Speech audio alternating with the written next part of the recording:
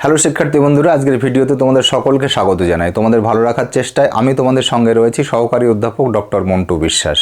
আজ আমরা আলোচনা করব তোমাদের যে আইডিসি পেপারটি রয়েছে সেখান থেকে রবীন্দ্রনাথের স্ত্রীর পত্র ছোট গল্পের মৃণাল চরিত্রের বিশিষ্টতা সম্পর্কে। ভিডিও শুরু করার আগে বলি, তোমরা যারা এই চ্যানেলটিতে নতুন রয়েছে এবং এখনও চ্যানেলটিকে সাবস্ক্রাইব করোনি, তোমাদের কাছে অনুরোধ তোমরা চ্যানেলটিকে সাবস্ক্রাইব করে নিও এবং ভিডিও ভালো লাগলে একটি লাইক করে দিও। আর নতুন ভিডিওর নোটিফিকেশান পাওয়ার জন্য পাশে থাকা বেল আইকনটিতে ক্লিক করতে ভুলো না। চলো দেরি না করে আজকের আলোচনা শুরু করা যাক। আজ আমরা আলোচনা করব রবীন্দ্রনাথের স্ত্রীর পত্র ছোট গল্পে মৃণাল চরিত্রের বিশিষ্টতার দিকগুলিকে নিয়ে। এই আলোচনার ভূমিকাতেই আমরা বলতে পারি রবীন্দ্রনাথের স্ত্রীর পত্র গল্পের মৃণাল রবীন্দ্র সাহিত্য এমনকি বাংলা কথা সাহিত্যে এক স্বতন্ত্র চরিত্র। তার প্রতিবাদী ব্যক্তিত্ব নারী মুক্তির দিশা দেখায়। গল্প কাহিনী ও মূল বার্তার বাহক মৃণাল। স্ত্রীর পত্র গল্পের কাহিনী অতি সামান্য।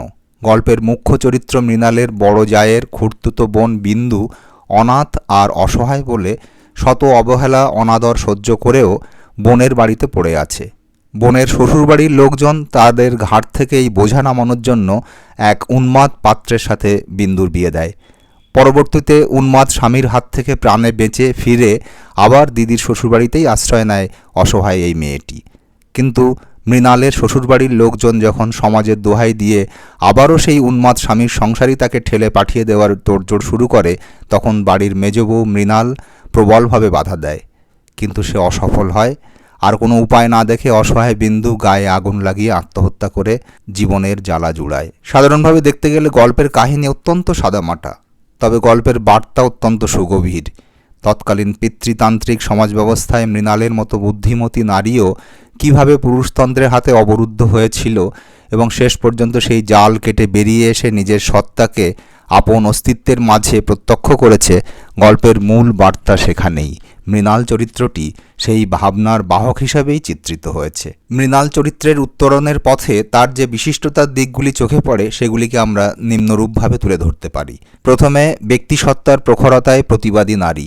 সমাজের নিষ্পেষিত নারী জাতির প্রতিনিধি হয়ে সমাজের সকল অন্যায়, সংসারের সকল অশোভন আচরণগুলিকে চোখে আঙুল দিয়ে দেখিয়ে স্বামীর কাছে লেখা একটি চিঠির মোড়কে মৃণাল তার ব্যক্তিসত্তার প্রখরতায় প্রতিবাদী জবানবন্দি পেশ করেছে। কলকাতার ২৭ নম্বর মাখন বড়াল লেনের মেজবউ হিসাবে মৃণাল তার চিঠির শুরুতে তার স্বামীকে শ্রীচরণ কমলেশু সম্বোধন করেছে। অর্থাৎ যে পরিচয়ে সেই গলির বাড়িতে পরিচিত ছিল সেই পরিচয়েই সে নিজেকে চিহ্নিত করেছে। গল্প যত এগিয়েছে, মৃণাল যত তার অভিজ্ঞতার কথা চিঠিতে লিপিবদ্ধ করেছে, ততই সে মেজবউয়ের নির্মুখ থেকে বেরিয়ে এসে ব্যক্তি হিসাবে মৃণাল হিসাবে নিজেকে পরিচিত করেছে। গল্পের শেষে সে একমাত্র নিজের পরিচয়ে স্থিত হয়েছে এবং তার স্বামীকে লিখেছে, ইতি তোমার চরণ তলাশ্রয় ছিন্ন মৃণাল। স্বামীর চরণ তলের আশ্রয় ছিন্ন করা এবং মনুষ্যত্ব বোধের অধিকারী প্রখর ব্যক্তিসত্তায় পরিচিত হতে চাওয়া মৃণালের এই জেহাদ রবীন্দ্র সাহিত্যে অভিনব। দ্বিতীয় যে তার বিশিষ্টতার দিক সেটি হলো স্বতন্ত্র, নিঃসঙ্গ। মৃণাল আর ৫ জন নারীর থেকে স্বতন্ত্র, আর স্বতন্ত্র বলেই সে নিঃসঙ্গ। বাড়ির বড় বউয়ের মতো সে রক্ষণশীল হয়ে সব কিছু ধর্ম এবং সংস্কারের দোহাই দিয়ে মেনে নিতে পারে না। আবার বিন্দুর মতো সে নিজের ব্যক্তিত্বকে অসহায় ভেবে ভাগ্যের দোহাই দিয়ে নিজেকে বিলুপ্ত করে দিতেও পারে না। ১৫ বছরের বিবাহিত জীবনে স্বামীর সঙ্গে তার সম্পর্ক কেবল আরোপিত সমাজ সম্পর্কের মধ্যে থেকেছে, অন্তরের সম্পর্ক হয়ে ওঠেনি। বুদ্ধিমতী। মৃণাল বুদ্ধিমতী, তাই সেকালের প্রথাবদ্ধ বাঙালি পরিবারের মতো সে পুরুষের কথা শুনে বা পুরুষের বুদ্ধির দ্বারা প্রতিনিয়ত পরিচালিত হয়ে পথ চলতে অভ্যস্ত হতে পারেনি। তবে এই বুদ্ধি যে তাকে প্রতিনিয়ত প্রতিবন্ধকতার সম্মুখীন করবে সেটাও তার জানা। তাই সে বলেছে, যাকে বাধা মেনে চলতে হবে সে যদি বুদ্ধিকে মেনে চলতে চায় তবে ঠোকর খেয়ে তার কপাল ভাঙবেই। কবি, শিল্পী সত্তা।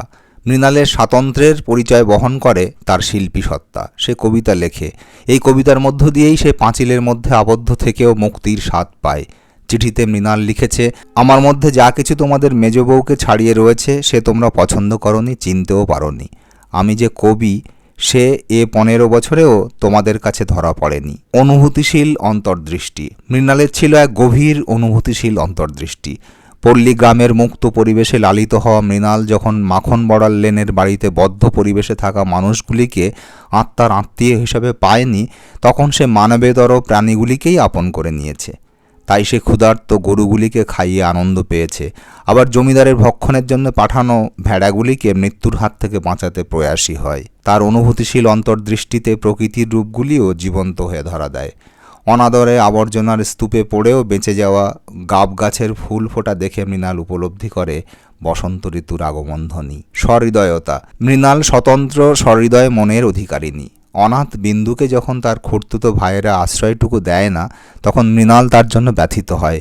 বিন্দুর গায়ে ঘামাচির মতো বের হলে সকলে বসন্ত হয়েছে বলে দূরে সরে গেলেও মৃণাল তাকে পরম মমতায় নিজের ঘরে জায়গা দেয়।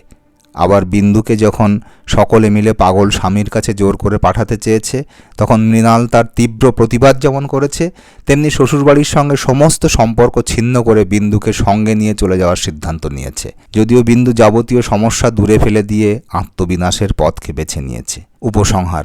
বিন্দুর আত্মবিনাশের মধ্য দিয়ে মৃণাল যেন আত্ম আবিষ্কার করতে পেরেছিল। বাঙালি পরিবারের মেয়েরা যেখানে চলে আবেগ দিয়ে, সেখানে মৃণাল চালিত হয় যুক্তিবোধের দ্বারা।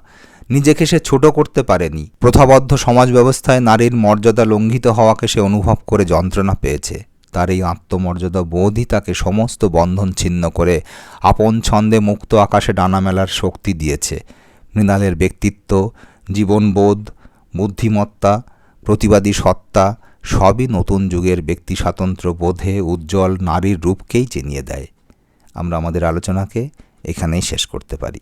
এতক্ষণ সঙ্গে থাকার জন্য অনেক অনেক ধন্যবাদ। তোমাদের সকলেরই মঙ্গল হোক, তোমরা জীবনে সফল হও, এই শুভকামনা জানিয়ে আজকের ভিডিও শেষ করছি। দেখা হবে পরের ভিডিওতে।